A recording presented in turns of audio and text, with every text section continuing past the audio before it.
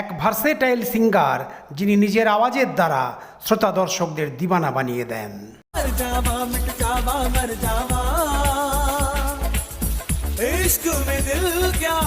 তার দেওয়া সুর বলিউড ইন্ডাস্ট্রিকে লিফট করার কাজ করে, আর তার গান ট্যাক্সি, বাস, কার, ক্লাব, গলি মহল্লাতে সব জায়গায় রিপিট মোডে বাজতে শোনা যায়।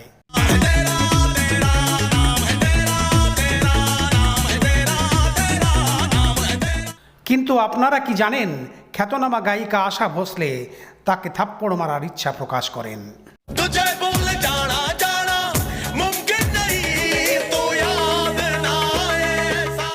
আপনারা কি মানবেন, সঙ্গীতের সাথে ওতপ্রোতভাবে জড়িয়ে থাকা সত্ত্বেও তিনি কখনো সিঙ্গার হতে চাননি।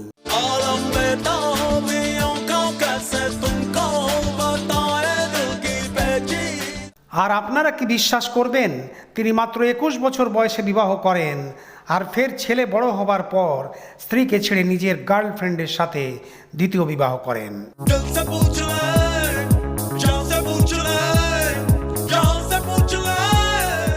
আর কেন এত জনপ্রিয় গান গাওয়া সত্ত্বেও তাকে নাকের সাহায্যে গান অর্থাৎ ন্যাজেল ভয়েস হওয়ার আরোপ লাগতে থাকে? আর কেন সোনু নিগম, আশা ভোসলে, বনি কাপুরের সাথে সাথে ফিল্ম ইন্ডাস্ট্রির বেশ কিছু বড় দিগ্গজ শিল্পীদের সাথে সবসময় তার ঝামেলা হতো? বলবো আরও অনেক কিছু, আমাদের সাথে থাকুন।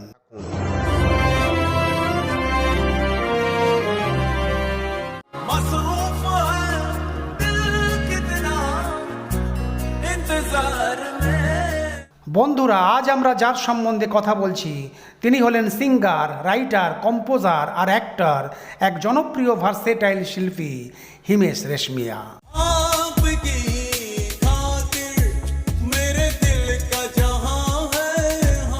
হিমেশ রেশমিয়া নিজের আওয়াজের সাহায্যে শুধু দেশে নয় বিদেশেও ফ্যানেদের মনের উপর রাজ করেন, আর তার গানে আজও 90-এর দশকের ঝলক দেখা যায়।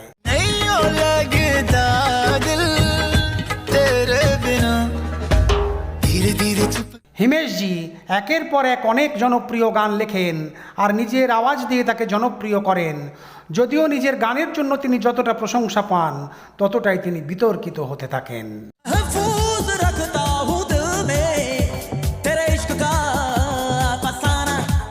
जब मेरे डैडी ने उनको साइन किया, वो फिल्म नहीं बनी, फिल्म का नाम था युवा। तो उन्होंने वो गाने सुने थे जिसका मैंने उस 13-14 साल में गाने कंपोज किए थे, तो वो गाने उन्हें बहुत पसंद थे, तो उन्होंने वादा किया था कि मैं ब्रेक दूंगा। 1998 সালে হিমেশ রেশমিয়া সুযোগ পান সলমান খানের ফিল্ম প্যার কিয়া তো ডরনা কিয়া।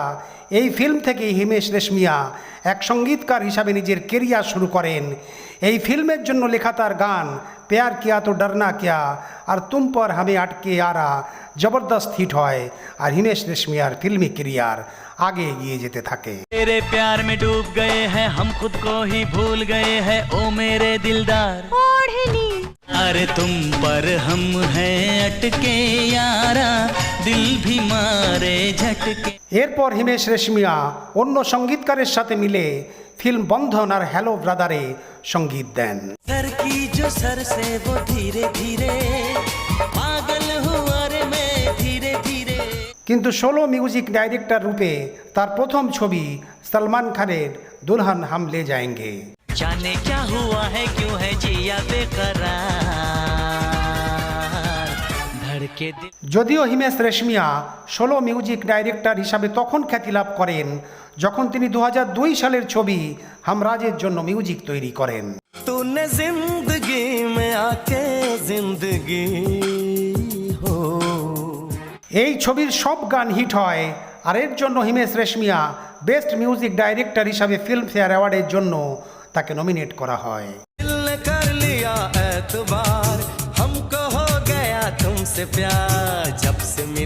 2003 সালে হিমেশজি চুরা লিয়া হ্যায় তুমনে, ফুটপাত, তেরে নাম আর জমিন ফিল্মে মিউজিক দেন। आँखों से काजल की तरह, फूलों से खुशबू की तरह दिल को। যদিও এই সব ছবির বেশিরভাগ গান হিট হয়, কিন্তু তেরে নাম ফিল্মে কম্পোজ করা তার গান সুপার ডুপার হিট হয়। तेरे नाम हमने किया है। এই ফিল্ম ফিল্মে গানের জন্য তিনি অনেক পুরস্কার জেতেন, যার মধ্যে সর্বশ্রেষ্ঠ সঙ্গীত নির্দেশক হিসাবে জি সিনে অ্যাওয়ার্ড আর স্ক্রিন অ্যাওয়ার্ড।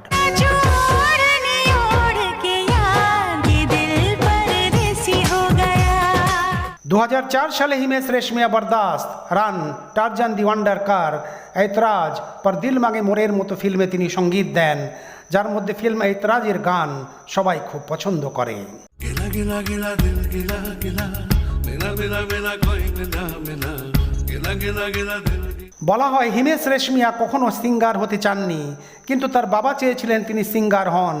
নিজের বাবার ইচ্ছা পূরণ করার জন্য হিমেশজি খুব পরিশ্রম করেন, আর 2005 সালের ছবি আশিকি বানায়া আপনেতে মিউজিক কম্পোজিশনের সাথে সাথে সিঙ্গিংয়ের চেষ্টা করেন, আর এই ছবিতে 3টি গান করেন।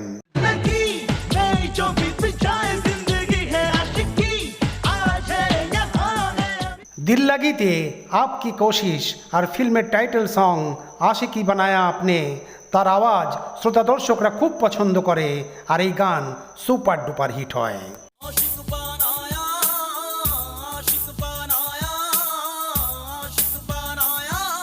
अफसाना बना के भूल न जाना दीवाना बना के तू।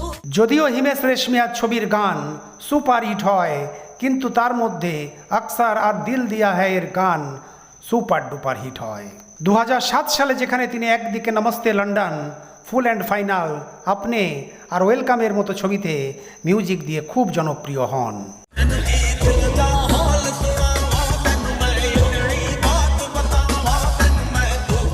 আর এই বছরেই আপকা সুরুর ছবি থেকেই নিজের অ্যাক্টিং কেরিয়ারও শুরু করেন।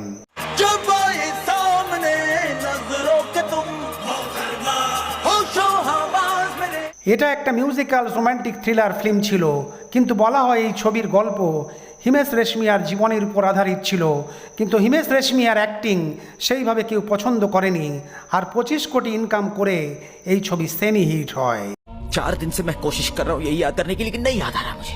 रूबी को भी मैंने यही समझाने की कोशिश की। उस रात मैं बाथरूम में मुंह धोने गया, उसके बाद क्या हुआ मुझे याद नहीं आ रहा है। 2008 সালের পরে হিমেশজি कर्ज, রেডিও, কাজরারে আর খিলাড়ি 786 মতো ফিল্মে গানের সাথে সাথে তাকে অ্যাক্টিং করতে দেখা যায়। এর সাথে সাথে অন্য ছবিতেও সিঙ্গার আর মিউজিক ডাইরেক্টর হিসাবে তাকে কাজ করতে দেখা যায়। एक हसीना थी एक दीवाना था। 2012 साले बोल बच्चन, सन ऑफ सरदार और खिलाड़ी 786 फिल्मे तार बेशिरभाग गान सुपर डुपार हिट है। चलाओ ना नैनों से बाण रे, जान ले लो ना जान रे।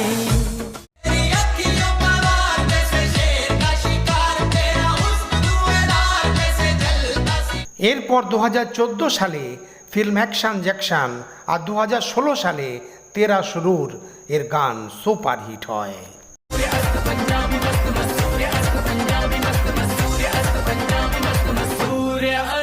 বন্ধুরা, হিমেশ রেশমিয়ার স্টারডম এমন ছিল যে এটা বলা হতে থাকে তার গান শুনে ভূতও এসে যেত। আসলে এটা বলা হতো হিমেশ রেশমিয়ার ঝলক দিখলা যা গানের জন্য। झलक दिखला जा, झलक दिखला जा, झलक दिखला जा। বলা হতো এই গানের শেষ লাইনে আজা আজা আতা হ্যায়, যেটা বললে ভূত সামনে এসে যেত। एक बार जा जा जा जा जा, एक बार जा जा जा। সেই সময় এই সব অনেক গুজব শোনা যেত। কিছু লোক এই গান শুনতেও ভয় পেত, আর ভূতেদের ডাকার নামে লোকেদের মধ্যে ভয়ের পরিবেশ তৈরি হয়।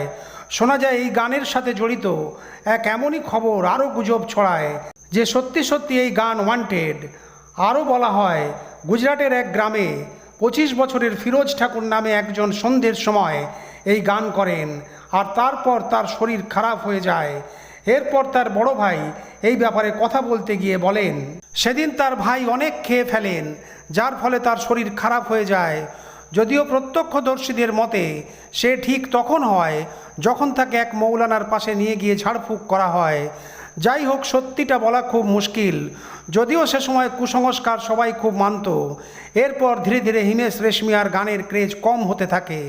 বিশেষজ্ঞদের মতে যেখানে তার একদিকে অরিজিৎ সিংয়ের মতো ট্যালেন্টেড ভার্সেটাইল সিঙ্গারের সাথে স্ট্রং কম্পিটিশন হতে থাকে, আর তার বেশিরভাগ গান একই রকম হতে থাকে, তার কোনো পুরনো গানের রিমিক হতে থাকে। বলা হয় যে কোনো শিল্পীর একটা স্টাইল থাকে, আর হিমেশ রেশমিয়া সেই সময় সূর্যের মতো চমকান।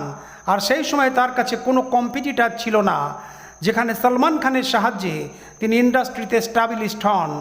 আর তার তৈরি গান তেরে নাম সলমান খানকেও কাম ব্যাক করতে অনেক সাহায্য করে। क्यों किसी को वफा के बदले वफा। আর ইমরান হাশমির সাথে তার জড়ি খুব জনপ্রিয় হয়। ঝলক দিখলা যা, আশিক বানায়া আপনে, আর আপকে কোশিশ এর মতো গান এত সুপারহিট হয় যে ইমরান হাশমির কেরিয়ার সফল হতে হিমেশ রেশমিয়া গুরুত্বপূর্ণ ভূমিকা পালন করেন। आपकी कशिश सरफरोश है। মিউজিক, অ্যাক্টিং, সিঙ্গিং ছাড়াও হিমেশ নিজের জীবন নিয়েও খুব চর্চায় ছিলেন। আর ফিল্ম ইন্ডাস্ট্রিতে বেশ কিছু লোকেদের সাথে তার অনেক বিবাদও ছিল। সব থেকে প্রথমে তার দ্বিতীয় বিবাহে বিবাদ তৈরি হয়। বলা হয় হিমেশ 1995 সালে কমলের সাথে বিবাহ করেন। যদিও বিবাহ হওয়া সত্ত্বেও টিভি অ্যাক্ট্রেস সোনিয়ার সাথে প্রেম সম্পর্কে জড়িয়ে পড়েন। রিপোর্টের অনুসারে টিভি ইন্ডাস্ট্রিতে বেশ কিছু সিরিয়ালে কাজ করা সোনিয়া হিমেশের প্রথম স্ত্রী কোমলের খুব ভালো বন্ধু ছিলেন। সোনিয়া হিমেশ আর কোমল যে বিল্ডিংয়ে থাকতেন সেখানেই থাকতেন, আর তাদের ঘরে তিনি প্রায় যাওয়া আসা করতেন। এমনকি সোনিয়া হিমেশ রেশমিয়াকে সোনিয়ার সাথে প্রথম দেখা করিয়েছিলেন। হিমেশের প্রথম স্ত্রী কোমল যদিও বুঝতেই পারেননি যে তার বন্ধুই তার সাথে বিশ্বাসঘাতকতা করবে। মিডিয়া রিপোর্টের অনুসারে হিমেশ আর সোনিয়া 2006 সাল থেকেই ডেট করা শুরু করেন, যেটা তার প্রথম স্ত্রী কোমল বুঝতেই পারেননি। ফিল্মি পর্দা আর টিভিতে তার সৌন্দর্য দেখে হিমেশ তার ভালোবাসায় এতটাই পাগল হয়ে গিয়েছিলেন যে নিজের 22 বছরের পুরনো বিবাহিত জীবন ভেঙে দেবেন ঠিক করেন। আর 2017 সালে নিজের বিবাহিত জীবন ছেড়ে দেন। হিমেশ কোমলকে ছেড়ে 12 বছরের সম্পর্কে থাকা সোনিয়ার সাথে বিবাহ করবেন ঠিক করেন। এরপর 11ই মে 2018 সালে নিজের লোখণ্ডওয়ালা অ্যাপার্টমেন্টে লুকিয়ে বিবাহ করেন, যেখানে পরিবারের সদস্য আর কিছু খুব কাছের লোকদের নিমন্ত্রণ করা হয়।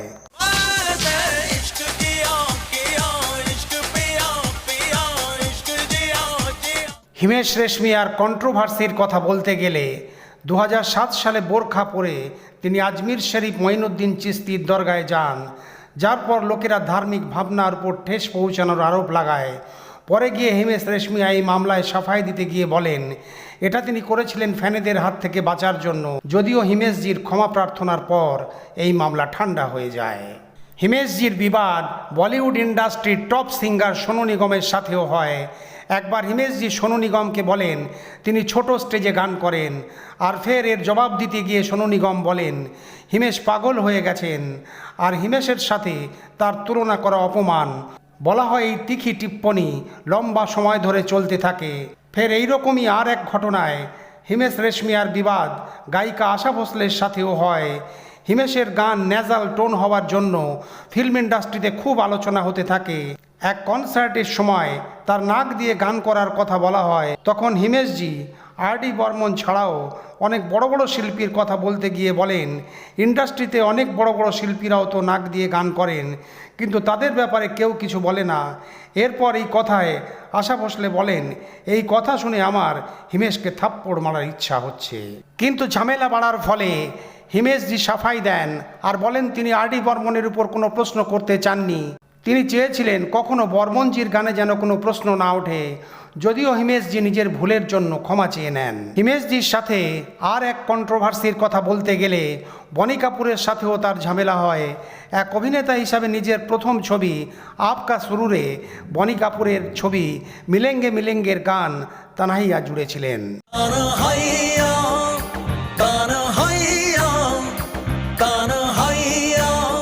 শুরুতে হিমেশজি বনি কাপুরের ফিল্মে গান তৈরি করেন, কিন্তু পরে গিয়ে হিমেশজি এই গানকে নিজের ছবিতে ব্যবহার করবেন ঠিক করেন। মিলেঙ্গে মিলেঙ্গের অডিও রাইটস রাখা মিউজিক কোম্পানি হিমেশ রেশমিয়ার উপর কপিরাইটস উল্লঙ্ঘনের আরোপ লাগায়, কারণ আপকা সুরুর দি রিয়েল লাভ স্টোরির অডিও রাইটস অন্য কোনো মিউজিক কোম্পানির কাছে ছিল। যদিও হিমেশজি বলেন তিনি বনি কাপুরকে তার ফিল্মের জন্য এই গান শুনিয়েছিলেন, কিন্তু সেখানে এই গান ছিল না। হিমেশজি এটাও বলেন তিনি 7 মাস ধরে বনি কাপুরের সাথে দেখা করার চেষ্টা করেন, আর যখন ফিল্মের কোনো প্রোগ্রেস না হয় তখন হিমেশজি এই গানকে নিজের জন্য ব্যবহার করবেন ঠিক করেন। ফিল্ম ইন্ডাস্ট্রির কম্পিটিটিভ পরিবেশে এত কম সময়ে এত জনপ্রিয় হওয়া অতটা সহজ নয়। এটা হিমেশ রেশমিয়ার কঠোর পরিশ্রম আর ট্যালেন্ট ছিল, যেটা শ্রোতা দর্শকদের মুগ্ধ করে দেয়, আর আজও তার ফ্যানেরা তার গান রিপিট মোডে শোনে।